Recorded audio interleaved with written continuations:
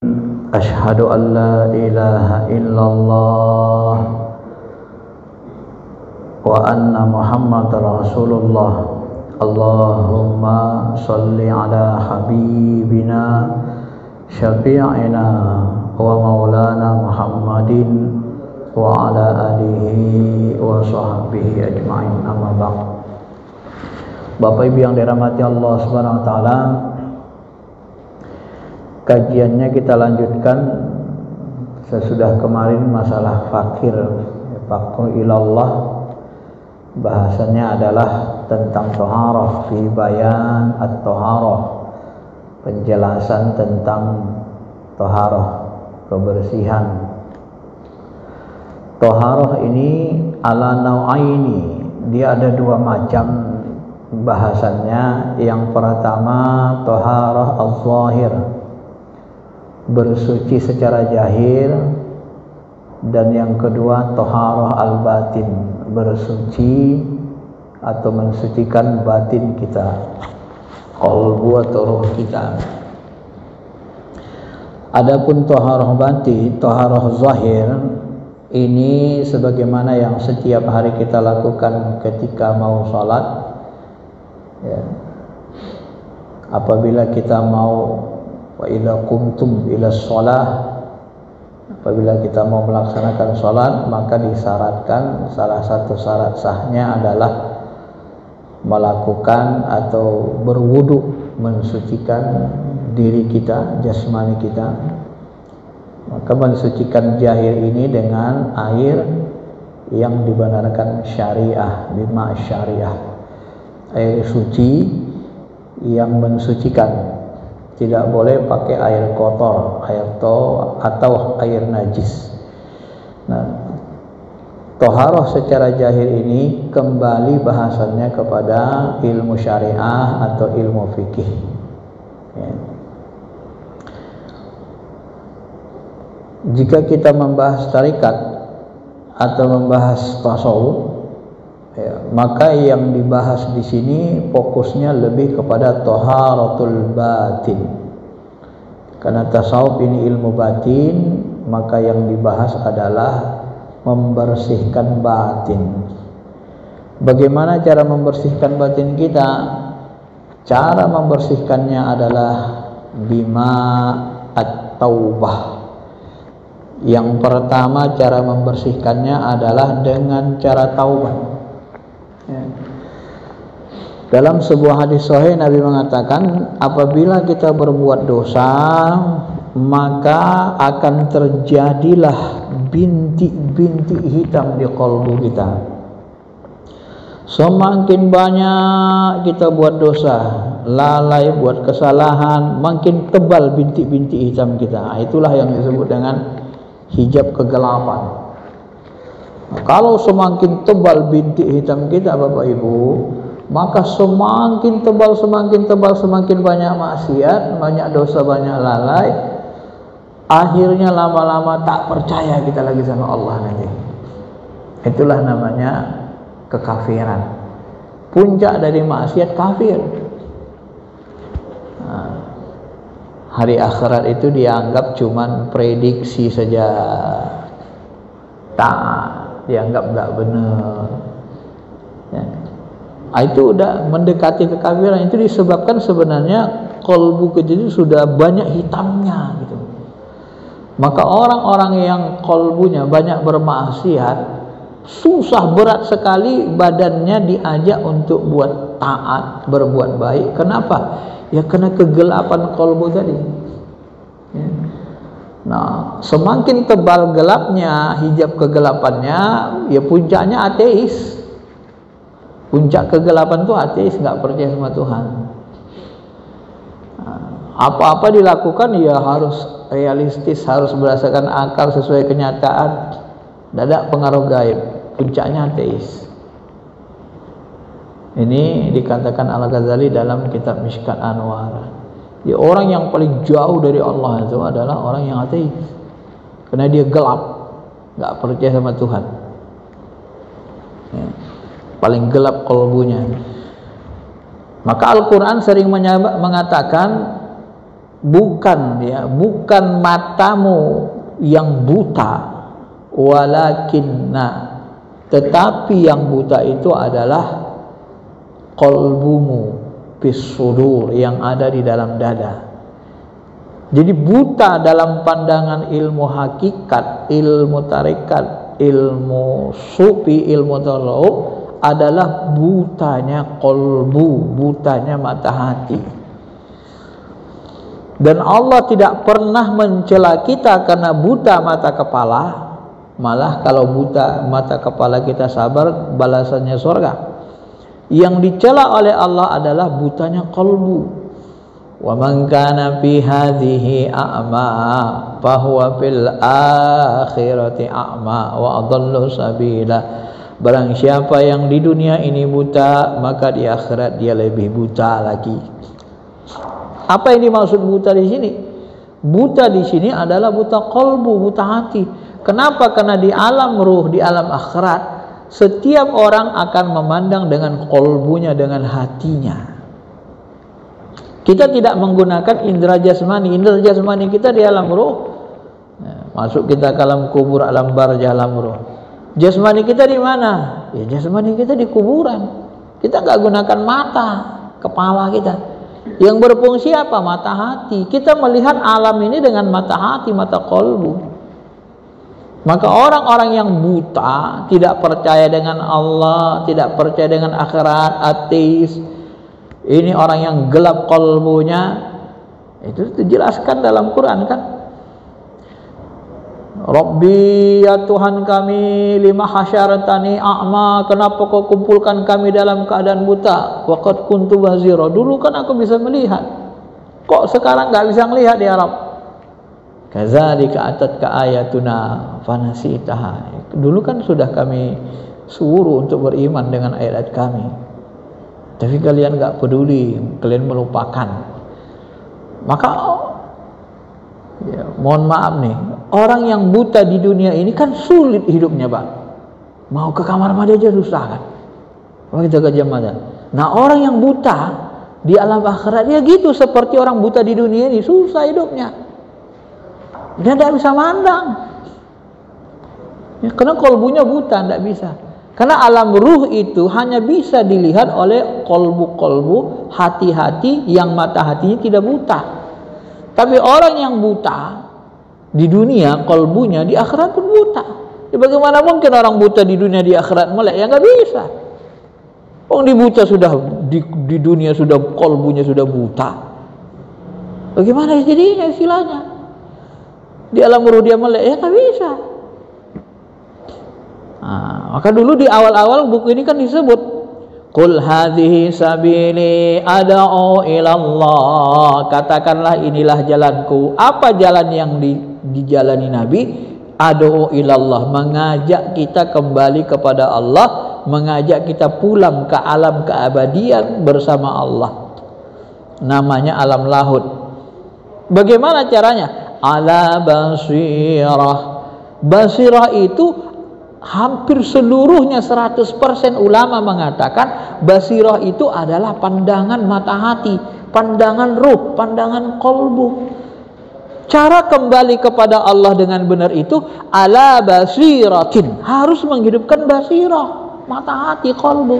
Maka bertuhan tidak menggunakan ruh, tidak menggunakan mata hati, ini namanya bertuhan ece-ece. Kenapa? Karena Allah itu kan batin. Allah itu kan tak bisa dilihat dengan mata. Lalu kalau kita nggak percaya dengan yang tak bisa dilihat mata, hanya percaya yang bisa dilihat mata, maka jadilah penyembah batu, penyembah patung, menyembah benda-benda yang kelihatan. Itu yang terjadi. Maka di dalam Quran pertama kali apa coba? Zalikal kitabu la raiba fi hudal lil muttaqin. Ini kitab Quran, ini petunjuk bagi orang yang bertakwa. Kalau nggak bertakwa, nggak akan mau menggunakan Quran. Yang menggunakan Al-Quran ayat Allah ini hanya orang bertakwa. Siapa mereka? Alladzina yu'minuna bil ghaibi. Orang yang percaya dengan yang gaib itu persyarat awal masuk ke pintu mata hati, mata alam ruh. Kalau nggak percaya sama yang gaib, mata hatinya, kalbunya ketutup, Al-Quran gak ada guna, gak ada berfungsi.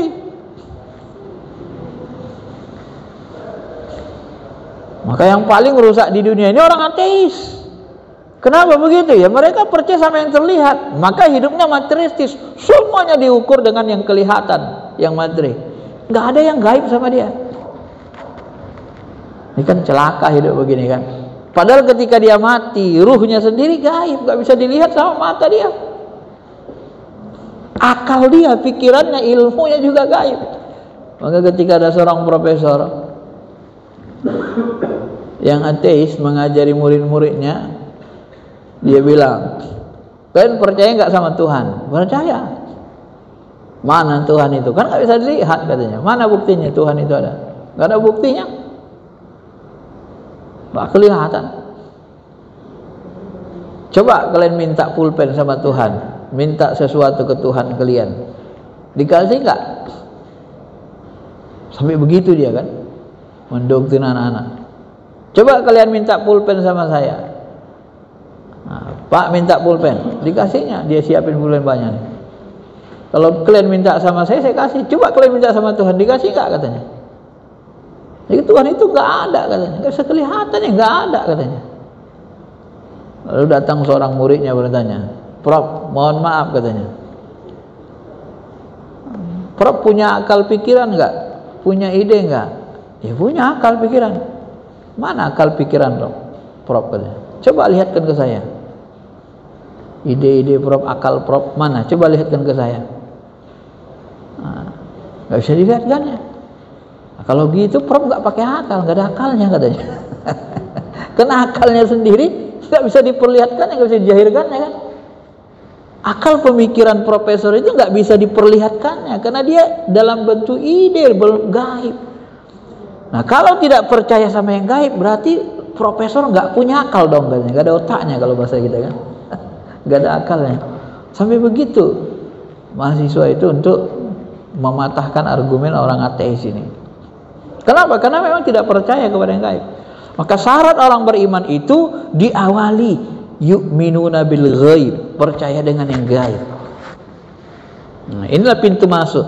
Nah, menggunakan pemandangan gaib itu hanya bisa dilihat dengan mata hati, dengan roh, dengan kalbu. Maka di dalam ilmu tasawuf itulah yang harus dibersihkan biar dia tidak buta. Bagaimana cara membersihkannya? Taubat. Apabila kamu buat dosa terjadi bintik hitam, apabila kamu istighfar, astaghfirullahaladzim, astaghfirullahaladzim, bintik hitamnya gugur kata Nabi. Dari qalbu kita itu berguguran kembali. Ya. Tapi kalau kita nggak istighfar, nggak taubat, dia nggak gugur, menempel. Makin banyak dosa nempel sehingga nanti khatamallahu ala qulubihim, Allah mengunci, menutup khatam kalbu mereka. Kenapa? Karena mereka sendiri yang menutupnya. Bagaimana cara mereka menutupnya? Mereka ingkar, mereka buat dosa, mereka buat di hati mereka banyak bintik-bintik hitam dengan keingkaran, dengan maksiat, dengan dosa yang pada akhirnya menjadi tertutup hatinya. Khatamallah, maka Allah tutuplah hatinya. Ini nggak ada khatamallahu basarihim, Allah tutup mata kepala mereka, tidak ada begitu. Khatamallahu a'yunahum, Allah tutup mata kepala mereka, tidak ada bahasa Quran begitu. Ya. Tapi yang membuat kita tercela adalah hati yang ketutup. Kenapa? Karena banyak dosa. Maka yang pertama, jalan mensucikan qalbu ini, ruh ini, dengan taubat. Kemudian talqin. Talqin itu adalah mengambil syahadat. Talqin itu berasal dari kata laqinu. Laqinu biqauli la ilaha illallah. Maka talqin ini secara sederhana mengambil kalimat la ilaha illallah dari nabi, dari rasul, dari para wali, berguru. orang-orang yang sudah kita anggap sudah mengenali Allah, yang dekat dengan Allah, yang kadang-kadang dalam kehidupannya itu muncul karomah, terbukti nyata, ya, dalam kondisi terdesak datang karomah-karomah seperti itu. Itu sebagai salah satu tanda. Makanya talqin ini, sebagaimana sahabat, mereka ditalkin oleh Rasul. Semua sahabat itu yang langsung ditalkin sama Nabi kita Muhammad SAW. Nah, orang yang mendapatkan talqin dari Nabi, dari Rasul, dari para wali terus menerus, ini akan mendapatkan bibit unggul dalam qalbunya. La ilaha illallah, la ilaha illallah.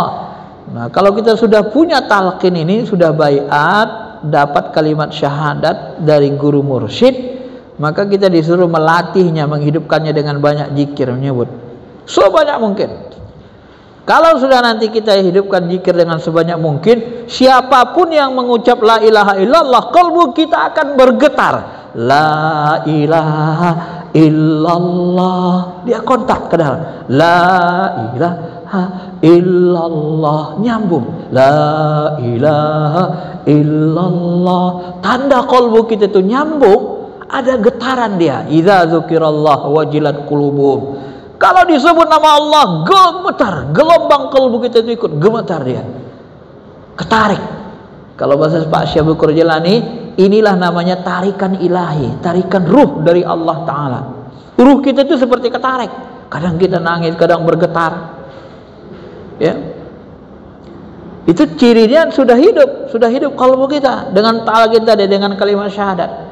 Maka mendengar orang baca Quran, kita gemetar, menangis, merinding. Itu tanda-tandanya dalam Quran. Dulu kita bahas kan. Mendengar orang baca sholawatan, rindu kita ke Nabi Muhammad. Allahumma sholli ala sayyidina Muhammad. Mulailah kalbu kita tuh gemetar, nangis, ya Rasulullah. Kontak dia, ditarik oleh Allah itu, tarikan ruhani. Kata Syekh Abdul Qadir Jilani, rasa tarikan ruhani Allah itu ke kalbu kita itu, kalau setan masuk ke situ, dia langsung seperti garam masuk ke dalam air, langsung lebur. Gak berani dia masuk ke situ, Pak. Kalau masuk dia di situ, dia langsung lebur seperti garam masuk ke dalam air. Karena tarikan qalbu itu tertujunya ke Allah. Setan nggak berani masuk di situ. Itulah rasa dari Allah Subhanahu Wa Taala. Rasa itulah yang kita tunggangi untuk mendekati Allah. Maka kata Syekh Abdul Qadir Jilani, orang yang tak punya rasa ketertarikan kepada kalimat-kalimat Allah, kepada Al-Quran, kepada tasbih-tasbih, syair-syair ketuhanan. Wah, syair ketuhanan tuh seperti Al-Hikam. Itu syair ketuhanan, itu berasal dari ilham. Enggak tertarik kalbunya ke situ, dengan tasbih-tasbih yang indah merdu enggak ketarik. Inilah salah satu orang yang kalbunya tertutup. Inilah ciri orang yang kalbunya mati. Mohon maaf, beliau mengatakan orang yang enggak ada daya tarik sama sekali kepada kalimat-kalimat Allah, tasbih-tasbih ini kalbunya lebih jelek dari binatang. Ulaika kal an'am, kata beliau di bab lain. Kenapa? Burung-burung saja mendengar tasbihnya Nabi Daud, subhanallah walhamdulillah la ilaha illallah wallahu akbar. Burung-burung mendengar tasbih Nabi Daud, mereka berhenti mendengar keindahan kemerduan tasbihnya. Suaranya merdu, tasbihnya Allah, menyebut nama Allah, mensucikan Allah. Terdiam burung-burung hening. Maka kata Pak Syekh, kalian bisa bayangkan nggak? Binatang saja tertarik dengan tasbih-tasbih, pujian-pujian kepada Allah. Bagaimana kalbu kalian nggak bisa tertarik? Apa nggak lebih hina kalbu kalian dari binatang? Masya Allah. Gak ada ketertarikannya sama Al-Quran. Dibacakan Quran gak ada daya tarik. Orang bertasbih, berzikir, memuji Allah, gak ada daya tarik, gak ada getaran.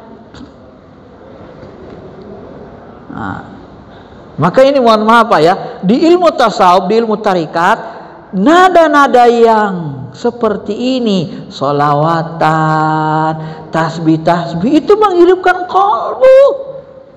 Jangan sepele kita. Saya dulu di awal-awal sebelum belajar tarikat, jujur kurang suka juga dengar orang selawatan-selawatan itu. Kenapa? Belum ngerti ilmunya. Tapi setelah kita menggunakan qalbu, rasa bertuhan, beragama, begitu dengar selawat langsung menangis kita Pak. Kadang-kadang meronta-ronta hati kita itu pinginnya menatap wajah asli Rasulullah SAW itu. Meronta-ronta kita di dalam. Tapi nggak bisa kita tunjukkan sama orang. Ketertarikan itu, saking rindunya kita dengan wajah asli Nabi, pingin berjumpa. Ya, begitu. Ini yang tidak dipahami orang nggak belajar hakikat. Dia kira sholawat tertentu nggak ada fungsinya. Demi Allah, meronta-ronta nanti Bapak rasakan kalau hidup kalbunya. Sholawatan, zikir, muncul rasa kerinduan itu yang sangat dalam kepada Allah Subhanahu Wa Taala. Maka pasti orang yang tarikat ini suka majelis zikir, senang majelis sholawatan. Nggak bisa enggak. Karena kalbunya sudah ketarik itu, sudah hidup ke Allah, ke Rasulnya. Maka ketika mereka dilarang sholawatan, ya bisa-bisa perang Pak. Nah, itu yang terjadi. Kenapa? Memang daya tariknya nggak bisa dipungkiri. Nah, makanya orang kalau dilarang sholawatan tuh orang sudah ngerti ya perang itu, bisa gaduh, berkelahi. Karena memang dia sudah merasakan keindahan, ketertarikan kepada itu. Nah, itu pengaruh apa? Pengaruh dari talqin tadi. Pengaruh dari qalbu yang sudah hidup. Maka setelah tobat kita ambil talqin. Talqin itu seperti bibit unggul untuk menghidupkan. Baru kita zikirkan. Ya. Kalau sudah terasa nikmat zikir, idza dzukirallahu wajilat qulubuhum, gemetar hati, taksya'irruna juluduhum, akan bergetar sampai ke kulit mereka lagi, kata Allah. Kadang-kadang tara ayunahum, kalian lihat air mata mereka menetes. Dengar Quran, baca tasbih, tahmid, berzikir dan seterusnya, gitu ya. Watasfiyah dan mensucikannya, mensucikan qalbu, kemudian wasulukut thariq dan menjalani tarikat. Maksudnya ikut tarikat. Nah, karena di tarikat ini kita dibimbing. Bapak Ibu, di tarikat ini kita diarahkan qalbu kita. Saya tidak memaksa Bapak Ibu untuk ikut berzikir di malam. Tapi kalau Bapak ikuti berzikir di malam itu, di situ kita akan coba membimbing rohani Bapak Ibu bagaimana cara qalbu itu khusyuk. Kita akan berzikir kepada Allah. Mohon maaf nih ya, gak semua orang zikir itu merasa nikmat Pak. Gak semua orang zikir dia langsung tenang kalbunya. Idza dzukira ala bi dzikrillahi tatmainnul qulub. Ketahuilah dengan zikir kalbu kalian pasti tenang, tentram, pasti. Ini firman Allah. Kalau zikirnya tidak menghasilkan tenang, tentram, demi Allah zikirnya tidak benar. Enggak pas cara zikirnya. Dan saya sudah buktikan di malam hari. Saya bukan omong kosong. Tanya yang ikut-ikut zikir malam hari. Saya jari zikir pasti tenang kalbunya. Karena kalau kita bersama Allah tidak ada kesusahan, nggak ada kesulitan, yang ada ketenangan. Memang itu kata Allah, bukan kata kita. Maka Ibnu Taimiyah mengatakan ruh dengan zikir itu seperti ibarat apa? Ibarat sama seperti ikan dalam air. Ikan kalau dalam air tenang nggak hidupnya? Tenang. Keluar dia dari air, gelupur-gelupur dia. Kita pun sebenarnya gitu Pak. Kalau ruh ini disambungkan ke Allah, dihadapkan, didekatkan dengan Allah, dia akan tenang sesuai dengan kebeningan kebersihannya. Dia akan semakin tenang, semakin bening, semakin tenang dia. Nggak bisa enggak. Yang begitu. Karena dia berasal dari Allah, dia pinginnya bersama Allah.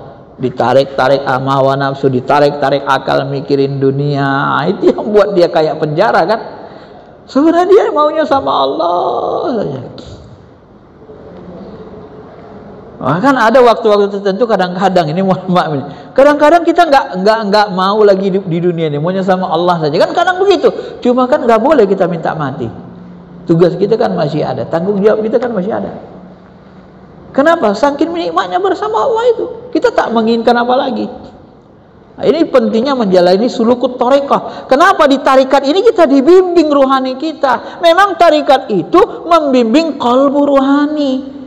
Kalau syariat membimbing amalan jahir kita. Mana rukunnya, mana syarat sholat, mana rukun wudhu, mana syaratnya, mana yang nggak boleh tinggal, jasmaninya, jahirnya. Tangan harus sampai siku. Ya. Kalau di tarikat di kalbunya. Kalau sholat rukunnya 13 Imam Syafi'iyah kan. Nanti kalau di tarikat kalbunya gimana cara gerakan. Allahu Akbar, ngangkat takbir itu kan beda-beda orang ngangkat takbir, Pak. Ada yang ngangkat takbir itu gimana? Allahu Akbar. Wah. Dia merasa dia ngangkat ini. Ya kan? Dia ngerasa dia ngangkat. Kenapa? Egonya masih muncul, akunya. Kalau orang belajar tarikat, kalbunya dibimbing. Dia serahkan diri ke Allah dulu. Udah la haula, baru dia angkat tangannya. Allahu Akbar. Sampai kita merasa yang mengangkat ini bukan akunya aku, bukan hawa nafsu kita, bukan kita, tapi Allah yang menggerakkannya lewat roh kita. Allah. Lain kan gerakannya halus. Nggak sama dengan Allahu Akbar. Kalau belajar syariat, ya kita yang merasa Allahu Akbar, kita yang ngerasa gerakin. Kalau orang tidak bertarikat, tapi kalau orang bertarikat benar dia kan pasti, dia akan merasa, dia akan dididik dengan rasa bahwa yang mengangkat ini bukan kita. Kita la haula, yang mengangkat ini adalah Allah lewat ruh kita. Ruh kita nggak Allah. Halus. Kita nggak merasa diri kita lagi. Aja yang disebut nanti di sini disebut dengan kosong, ya. Kemudian dilanjutkan lagi, fa'idzan qadda wudu syariah. Adapun melaksanakan wudhu syariat sebagaimana kita ketahui untuk membebaskan kita dari najis. Ya, yajibu tajdidul wudu kama qala Rasulullah SAW. Kalau wudu kita batal, perbaharui ya. Dan kalau misalnya wudu kita mau sholat lagi, kita ragu kita masih apa enggak, disunahkan wudu ulang. Kenapa? Man jaddadal wudu'a jaddadallahu imana. Siapa yang memperbaharui wudunya, dia memperbaharui imannya kepada Allah. Adapun wudhu batin, fa'idzan qaddul wudhu'ul batin, untuk membersihkan wudhu batin itu bil af'aliz zamimah wal akhlaqir radiyah. Maksudnya menjauhkan diri kita, kalbu kita dari perbuatan yang zamim, perbuatan yang tercela, perbuatan jorok, dan akhlak yang tertolak, akhlak yang buruk. Contohnya apa? Kibrun. Maka belajar tarikat itu belajar kosong, belajar menghilangkan ego. Kibrun, sombong itu berawal semuanya dari ego. Aku. Kalau nggak kena aku, kalau nggak kena aku, kau nggak begini. Kalau nggak aku nggak kau nggak begini. Kalau nggak aku, itu dicampakkan sejauh-jauhnya akunya aku itu. Semua orang belajar tarikat tadi, menjalani suluk tarikat, jalan tarikat, semua itu belajar mencampakkan akunya aku. Maka ulama tarikat itu, mohon maaf ya, kalau udah tingkat mursyid bagus-bagus, ulama tarikat itu rendah hati semua. Kadang pakaiannya ke orang biasa aja, berkaos-kaos dia. Dia tidak mau dimuliakan, dia maunya disederhanakan. Nah, kita yang menghormatinya, karena supaya berkah ilmunya. Kebanyakan begitu. Mursyid-mursyid tarikat itu rata-rata menganggap kita seperti kawannya, kadang seperti anaknya kalau lebih muda. Semuanya begitu rata-rata yang saya hadapi.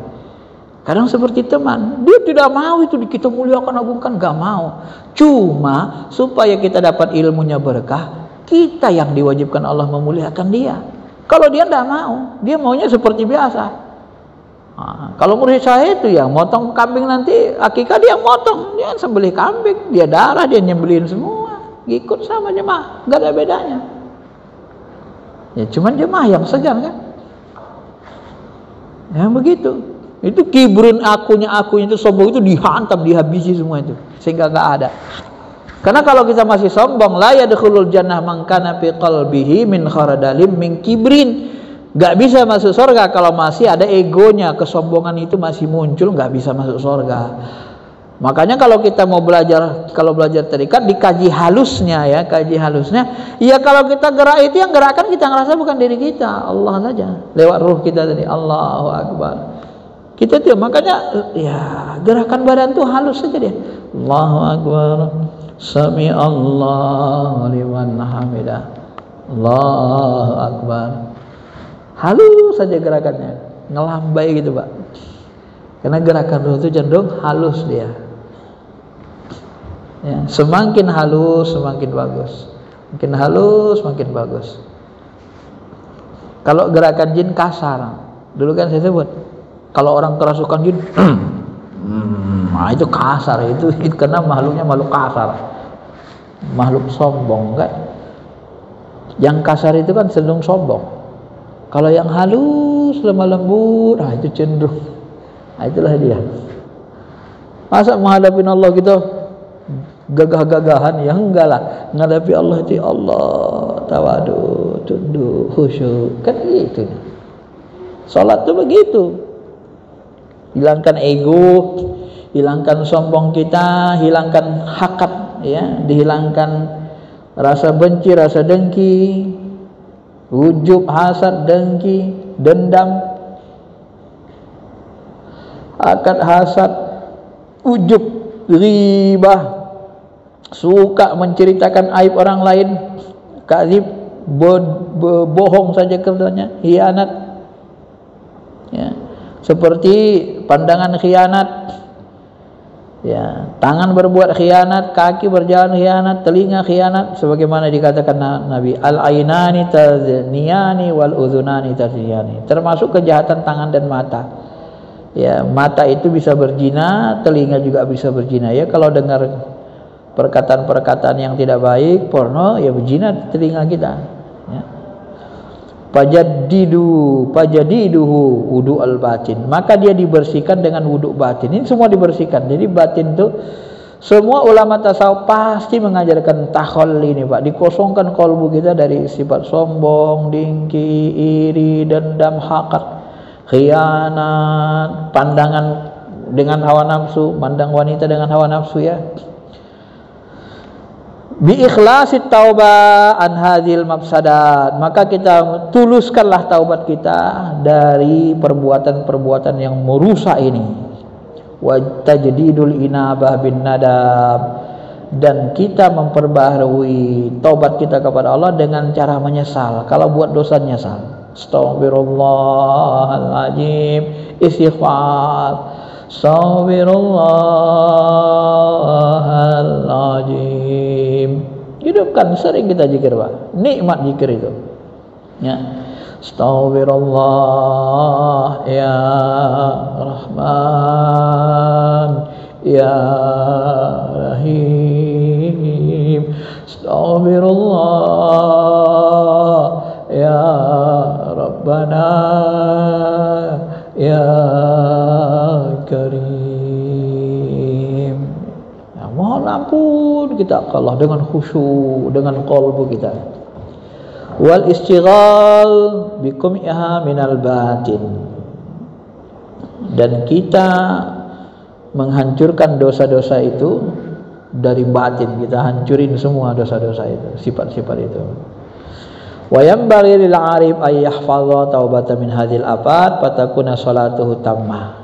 Kama qala Allah Ta'ala, hadza ma tu'aduna likulli awwabin hafiz. Seorang ahli makrifat harus selalu menjaga taubatnya. Maka Nabi sekelas Nabi, Pak, tiap hari taubatnya Dalam hadis berapa kali?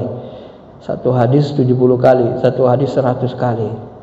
Kurang hebat apa? Level Nabi Sayyidul Anbiya pun masih menjaga tobatnya tiap hari. Ya Allah, kita tidak nabi, tidak wali, tidak benar-benar orang beriman, tidak siddiqin, belum mungkin belum masuk maqam sholihin. Satu hari nggak ada tobatnya, Pak.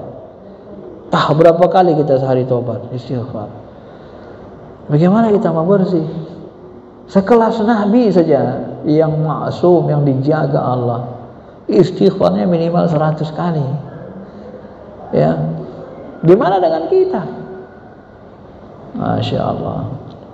Maka ahli ma'rifat itu selalu menjaga taubat mereka dari kerusakan-kerusakan sifat di atas.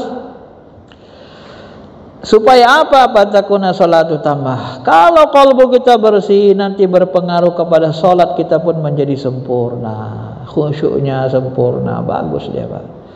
Hadir hatinya full. Nah, kalau pengalaman saya, kalau sholat kita masa-masa suluk, sholat kita itu jauh lebih khusyuk di luar suluk. Karena suluk itu memang kita ninggalkan segalanya, kan fokus, bersihkan kalbu. Itu yang dilakukan Al-Ghazali kan. Susah kan, Pak? Jabatan rektor dia, rektor universitas terkenal di Baghdad. Baghdad itu termasuk kota yang paling, waktu itu kota yang paling makmur seluruh dunia, negara Islam. Di situ ada universitas terkenal. Siapa rektornya? Imam Ghazali. Dia tinggalkan semua itu jabatannya, dia pergi ke satu masjid, satu daerah, dia di masjid itu aja bertahun-tahun membersihkan kolbunya sampai dia betul-betul kebuka ma'rifatnya, kenal Allah. Setelah selesai beberapa tahun dia di situ, lama juga, baru dia disurati pemerintah supaya kembali jadi rektor. Kalau nggak mau jabat, anak istrinya dimasukkan ke penjara semua, diancam. Akhirnya dia ambil lagi jabatan rektor. Lalu dia ngomong apa? Di kitab Munqidh Minad Dolal dia katakan, ceritakan perjalanan hidupnya. Beda Ghazali yang dulu dengan yang sekarang. Apa bedanya? Dulu sebelum mendalami ilmu tasawuf, Ghazali ini sombong. Siapa yang jago kalian? Paling hebat. Ibnu Rusdi hantam tahaput palasifah, debat dengan tahaput. Aristoteles semua dihantamnya para filosof, kafir berarti dihantaminya semua. Dulu Ghazali menghantam filosof, menghantam ilmu kalam yang sesat, menghantam orang-orang sesat. Dengan apa? Merasa paling pintar, paling hebat, supaya tahu orang tuaku paling pintar di dunia Islam ini. Kira-kira begitu, namanya rektor kan. Tapi setelah Ghazali mendalami tasawuf, katanya kan, setelah Ghazali yang sekarang ini, rasa itu udah nggak ada lagi. Aku hanya mandang Allah aja. Nggak ada lagi rasa sombong tuh, Pak. Yang ada hanya Allah aja ini pandang. Berbuat pun karena Allah. Nggak ada ria-riaan lagi. Itulah bedanya. Jadi dia jelaskan itu di kitab kecilnya Al-Munqidh Minad Dolal. Maka disebutlah kitab itu membebaskan diri dari kesesatan, dari sesat kolbu tadi. Kita nggak sadar kolbu itu sesat. Kalau kita punya jabatan, kalau orang merendahkan kita, kita marah. Enak aja lu, siapa gue injak lu, awas lu ya. Itu kalau nggak bening kolbu kita, Pak, kita atasan, bawahan kita nyakitin kita, awas lu ya, dendam, ikdun, injak, gue persulit kok nanti, biar lu tahu siapa gue. Ngomong gitu, itu hawa nafsu kan. Tapi kalau kolbu kita dihina orang kita, direndahkan orang kita, kalbu kita bersih, ya kita mandang, ya Allah ampuni dosaku ya Allah, mungkin aku ada salah. Jabatan ini sebenarnya ya Allah, aku untuk mengayomi mereka, bukan untuk nginjak-nginjak mereka. Memang jabatan ini kan, kalau bahasanya pemimpin itu kan khadimatul ummah, aku kan pelayan umat. Maka Umar bin Khattab dulu waktu mengangkat Sa'id bin Abi Waqqas jadi gubernur, ya, begitu diangkat jadi gubernur, setiap malam orang datang ke rumahnya, sampai nggak tahan yang layani kuncinya. jam berapa kalau bahasa kita sekitar jam 12 malam dikuncinya. Terakhir dilaporkan ke Umar, malah Umar, kau kalau mau jadi gubernur kau jangan kau tutup pintumu, kau buka 24 jam baru kau bisa jadi gubernur, kalau enggak kau pecat kau, katanya. Diancam Umar, kau melayani masyarakat, katanya. Nah, itulah prinsip sahabat dulu. Jadi layani, padahal dia lelah ya dilayani juga lah. Ya kalau nggak sanggup udah turun, kata Umar. Nah, itulah bedanya dengan kita kan. Kepemimpinan Islam berakhlak itu beda dengan kepemimpinan umum yang tidak mempelajari ilmu qalbu. Disitulah bedanya. Nah, dan terakhir paudhu zahir wa sholatu muaqqat. Wudu jahir dan sholat jahir ini ada waktu khusus sebelum sholat, waktu sholat 5 waktu. Kalau wudu batin ini dan sholat batin mu'abbadah, dia selamanya. Asal muncul rasa sombong, rasa dengki, buang. Astagfirullah, astagfirullah ya Allah, astagfirullah.